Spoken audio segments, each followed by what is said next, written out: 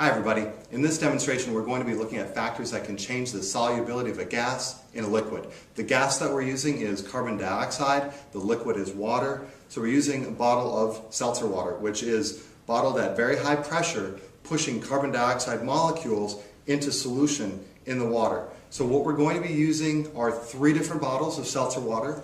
I've got one that's been sitting out at room temperature, another one which is in a warm water bath, so we're heating that seltzer water up. And then finally, the third one here has been sitting in a large beaker with ice water in it. So we've got seltzer water which is really cold, seltzer water at room temperature, and seltzer water which has been heated up to quite a warm temperature.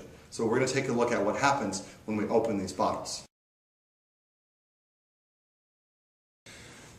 So this is the seltzer water which has been left out at room temperature. So I'm going to go ahead and open this up and let's take a look, see what happens as I open the cap here. Okay, so we can see that it fizzed up quite a bit, and what's happening right now is the carbon dioxide molecules which were dissolved in the water are coming out of solution. So that's producing the fizz, the bubbles that we see. And I kind of made a mess here, so I need to clean up before we look at what happens to the bottle that was in the cold water versus the one that was in the hot water too. Alright, next we're going to take a look at what happens when we open the seltzer water which was placed into the ice water bath. And just so we can see this a little bit more clearly, I'll just wipe off some of the condensation that's on the bottle before I open it. So we'll try to do that quickly, just to remove some of that condensation so you can see what happens here. Okay, so here we go. We're now opening the seltzer water bottle that was placed into the ice water bath. We can see that the carbon dioxide, which was dissolved in the water, is coming out of solution.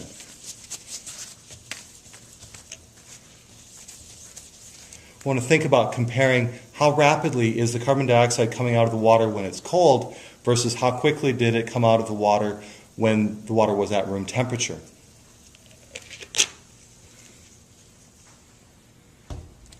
Not as big of a mess to clean up this time. For the last part of this demonstration, let's take a look at what happens when we open the seltzer water that was placed into the hot water bath. I think I might get messy on this one. Let's see what happens.